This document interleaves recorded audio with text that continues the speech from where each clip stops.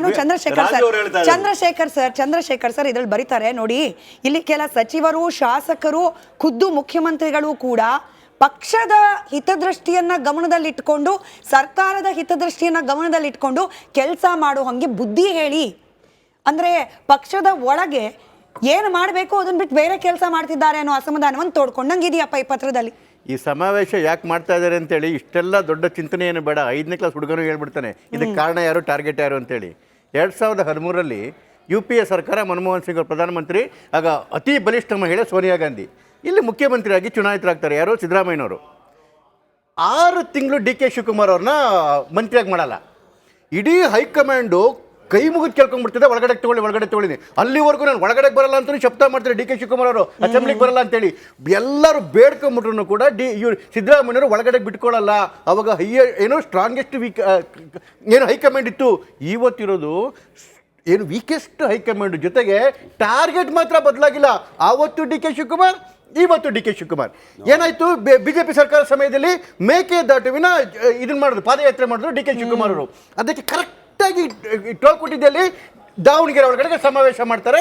ಈ ಜನ್ಮದಿನ ಇಟ್ಕೊಂಡು ಇವ್ರು ಸಮಾವೇಶ ಮಾಡ್ತಾರೆ. ಅದಾದ್ಮೇಲೆ ಈಗ ಮೂಡೋದು ಕುತ್ತಿಗೆ ಬಂದು ಕೂತಿದೆ. ಇಡೀ ಇವತ್ತು ನಾಳೆ ಅರೆಸ್ಟ್ ಮಾಡೋದು ಬರ್ತದೆ, ರಾಜೀನಾಮೆ ಕೊಡಕ್ಕೆ ಬರುತ್ತೆ. ರಾಜೀನಾಮೆಗೆ ಕೊಟ್ಟ ಮೇಲೆ ಯಾರು ಹೋಗ್ಬೇಕು? ಆ ಜಾಗದಲ್ಲಿ DK ಶಿವಕುಮಾರ್ ಹೊಡಿಬೇಕು. DK ಶಿವಕುಮಾರ್ ಕುತ್ಕೋಬೇಕಾದ್ರೆ ಟಾರ್ಗೆಟ್ ಹೆಂಗ್ ಮಾಡ್ಬೇಕು? ತಿರ್ಗಾ ಮತ್ತೆ ಏನು ಅಹಿಂದ ಸಮಾವೇಶ ಮಾಡ್ಬೇಕು. ಎಲ್ಲಿ ಮಾಡ್ಬೇಕು? ಒಕ್ಕಲಿಗರ ಕ್ಷೇತ್ರದಲ್ಲಿ. ಅದು ದೊಡ್ಡ ಡಿಬೇಟ್ ಆಗುತ್ತೆ. ಒಂದು ಸೆಕೆಂಡ್ ಬ್ರೇಕಿಂಗ್ ಅಲ್ಲಿ ಇದೆ, ಯಾಕೆ ಅನ್ನೋದ್ರ ಬಗ್ಗೆನೂ ಕೂಡ ಇದೆ. ಅದೊಂದು ವಿಚಾರ, ಅದನ್ನ ಸ್ವಲ್ಪ ಹೊತ್ತು ಪೋಸ್ಟ್ಪೋನ್ ಮಾಡಿ ಮಿಕ್ಕಿಲ್ಲ. ಆ ಹಾಸನದೊಳಗಡೆ ಅಂದ್ರೆ ನಿಮ್ಮದೇನು ಒಕ್ಕಲಿಗರು ನಾನು ಬೆಲ್ಟ್ ಅಂತ ಹೇಳ್ತೀರ, ಅದ್ರ ಒಳಗಡೆಗೆ ನುಗ್ಗಿ ನಿಮ್ಮನ್ನ ಇದು ಮಾಡ್ತಾ ಇದೀವಿ ಅಂತೇಳಿ ಸಂದೇಶವನ್ನ ಕೊಡೋದಕ್ಕೆ ಅದನ್ನ ಮಾಡ್ತಾ ಇರೋದು. ಅದಾದ್ಮೇಲೆ ನೀವಾಗ್ಲೇ ನನ್ನ ಯತೀಂದ್ರ ಅವ್ರನ್ನ ಕ್ಲಿಪ್ಪಿಂಗ್ ಹಾಕಿರಿ, ಇನ್ನೊಂದು 15 ಸೆಕೆಂಡ್ ಮುಂದಕ್ಕೆ ಹಾಕ್ಬೇಕಾಗಿತ್ತು. ಏನ್ ಹೇಳಿದ್ರೆ ಗೊತ್ತಾ? 5 ವರ್ಷ ಸಿದ್ದರಾಮಯ್ಯನವರ ಚೀಫ್ ಮಿನಿಸ್ಟರ್. ಯಾಕೆ ಹೇಳಿದ್ರು ಅಂದ್ರೆ ನಿನ್ನೆ ಇವ್ರು ಹೇಳಿದ್ರು, ಯಾರು BR ಪಾಟೀಲ್ ಅವರು ಹೇಳಿದ್ರು 5 ವರ್ಷ ಇರ್ತಾರೋ ಇಲ್ವೋ ಅಂತ ಅಂದಿದ್ದಕ್ಕೇನೆ ಇವತ್ತಾಗಲೇ ಎತ್ತಿಂದವರಿಂದ ಬಂದ್ಬಿಡ್ತು ಕ್ಲಾರಿಫಿಕೇಶನ್. 5 ವರ್ಷ ಸಿದ್ದರಾಮಯ್ಯನವರ ಯಾರು? ಸಿದ್ದರಾಮಯ್ಯನವರ ತಂದೆ ಇರುತ್ತೆ, ಅಧಿಕಾರ ಇರಬೇಕು. MLA ಆಗಿದ್ದವರು, ex-MLA ಆಗಿದ್ದವರು, ಇವತ್ತು ಕೂಡ ಇದಾಗಿದ್ದರು. ಅದಕ್ಕೆ ಮಾಡಿದ್ರೆ ಯಾರ್ಯಾರು ಬಾಯಲ್ಲಿ ಬಿಡಿ, ಅದಕ್ಕೇನೆ ಹೇಳ್ತಿರೋದು. ಮತ್ತೆ ಒಪ್ಕೊಂಬಿಡಿ. ಮತ್ತೆ ನಿಮ್ಗೆ ಅದಕ್ಕೆ ಮುಚ್ಚುಮರೆ ಏನಕ್ಕೆ?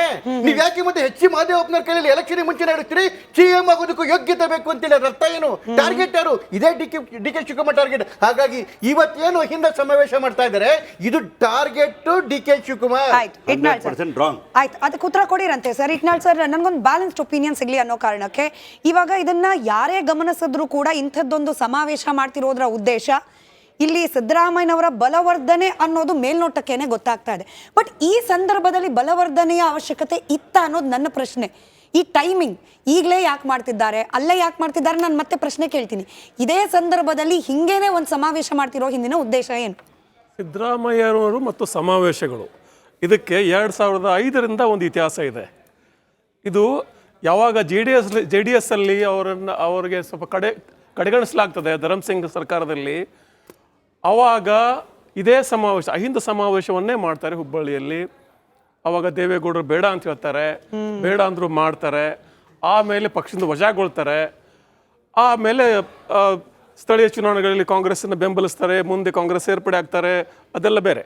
ಮತ್ತೆ ಇವರು ಸಮಾವೇಶ ಮಾಡೋದು 2022ರಲ್ಲಿ ಸಿದ್ದರಾಮೋತ್ಸವ ದಾವಣಗೆರೆ ಹತ್ರ. ಈ ಯಾವಾಗ ಇದನ್ನು ಮಾಡ್ತಾರಲ್ಲ, ಅದು ಯಾವಾಗಲೂ ಕೂಡ ಒಂದು ಇಡಿಯಾದ ಒಂದು ಪಕ್ಷದ ವಿಚಾರವಾದಲ್ಲಾಗಲಿ ಅಥವಾ ಒಂದು ಸಮಗ್ರವಾದ ಒಂದು ಸೈದ್ಧಾಂತಿಕ ನೆಲೆಗಟ್ಟನೆ ಆಗಲಿ ಇರಲಿಲ್ಲ. ಅದು ಇಟ್ ವಾಸ್ ಓನ್ಲಿ ನಾನು ಅಹಿಂದ ನಾಯಕ, ಅಹಿಂದ ನಾಯಕ ನಾನೇ, ನಾನು ಬಿಟ್ಟರೆ ಬೇರೆ ಯಾರು ಇಲ್ಲ. This is the messaging. ಮತ್ತು ನೀವು ಅಹಿಂದವನ್ನು ಕಡೆಗಣಿಸೋಂಗಿಲ್ಲ. ಇದೇ ಮೆಸೇಜನ್ನು ದೇವೇಗೌಡರಿಗೆ ಕೊಟ್ಟರು, ಇದೇ ಮೆಸೇಜನ್ನು 2022ರಲ್ಲಿ ಕಾಂಗ್ರೆಸ್ನ ಹೈಕಮಾಂಡಿಗೆ ಕೊಟ್ಟರು. ಯಾಕಂದರೆ ಆವಾಗ DK ಶಿವಕುಮಾರ್ ಹೆಚ್ಚು ಕಡಿಮೆ ಬಸವಳದಿದ್ದ ಕಾಂಗ್ರೆಸ್ಸನ್ನು, ಕರ್ನಾಟಕ ಕಾಂಗ್ರೆಸ್ಸನ್ನು ಮತ್ತೆ ರಿಸರಕ್ಷನ್ ಮಾಡಿ ಒಂದು ಹಂತಕ್ಕೆ ತಂದಿರ್ತಾರೆ. ಮತ್ತೆ ಚುನಾವಣೆ 2023 ಚುನಾವಣೆಯಲ್ಲಿ DK ಶಿವಕುಮಾರೇ ಮುಖ್ಯಮಂತ್ರಿ ಆಗಬಹುದು ಅನ್ನೋ ಒಂದು ಊಹಾಪೋಹ ನಡೆದಾಗ ಹಿ ಡಸ್ ಇಟ್.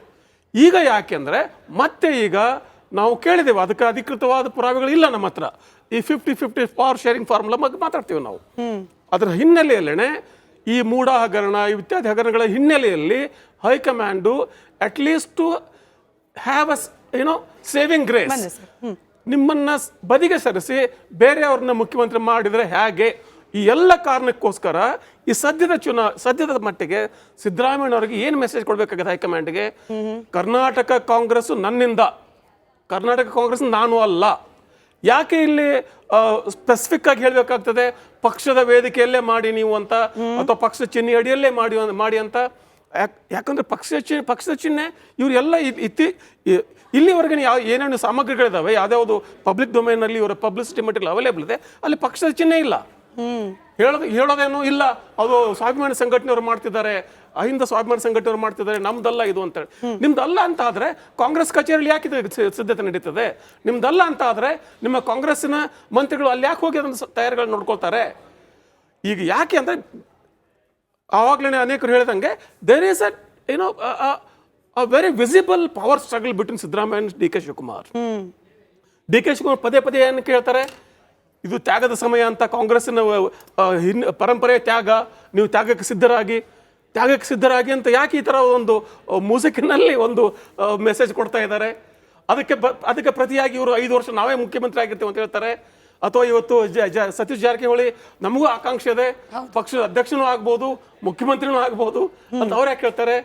ಅಲ್ಲಿ ನೋಡಿದ್ರೆ ಅಲ್ಲಿ ಹೋಗಿ ಈ ಸಂಪುಟ ಪುನರ್ರಚನೆಯ ಸಾಧ್ಯತೆ ಇಲ್ಲ ಅಂತ ಯಾಕೆ ಹೇಳ್ತಾರೆ ಇವರು? This is all running, it's a run up to this power struggle. ಸರಿ ನಾನು ಸಂಪುಟ ಪುನರ್ರಚನೆ ಆಗ್ಲಿ, ಈಗ ಸಾಕಷ್ಟು ಜನ ಬಯಸ್ತಾ ಅದು ಇದ್ದಾರೆ, ಚರ್ಚೆ ಮಾಡೋಣ ಅವಕಾಶಗಳಿದೆ, ಇಂಥವ್ರು ಇದ್ದಾರೆ, ಒಂದಷ್ಟು ಅವಕಾಶಗಳು ಸಿಗ್ಲಿ ಬಿಡಿ. ವಿಚಾರದಲ್ಲೂ ಬಣ ಅಂತೆ, ಅದ್ರ ಬಗ್ಗೆ ನಮ್ಗೆ ಕ್ಲಾರಿಫಿಕೇಶನ್ ಬೇಕು. ಬರ್ತೀನಿ ಸರ್, ಅಲ್ಲಿ ಬರ್ತೀನಿ. ಅದಕ್ಕೆ ಮುಂಚೆ ನಮಸ್ಕಾರ, ನಾನು ಜಯಪ್ರಕಾಶ್ ಶೆಟ್ಟಿ ಮಾತಾಡ್ತಾ ಇದ್ದೀನಿ. ರಿಪಬ್ಲಿಕ್ ಕನ್ನಡದ ಈ ವಿಡಿಯೋವನ್ನು ಶೇರ್ ಮಾಡಿ ಮತ್ತು ನಮ್ಮ ಚಾನಲನ್ನು ಸಬ್ಸ್ಕ್ರೈಬ್ ಮಾಡಿ. ನಮಸ್ಕಾರ, ಕರ್ನಾಟಕ ಪ್ರೈಮ್ ಟೈಮ್ಗೆ ಸ್ವಾಗತ. ನಾನು ಜಯಪ್ರಕಾಶ್ ಶೆಟ್ಟಿ. ಇಡೀ ಕರುನಾಡು ಇವತ್ತು ರೆಬೆಲ್ ಆಗಿ ನಿಂತಿದೆ.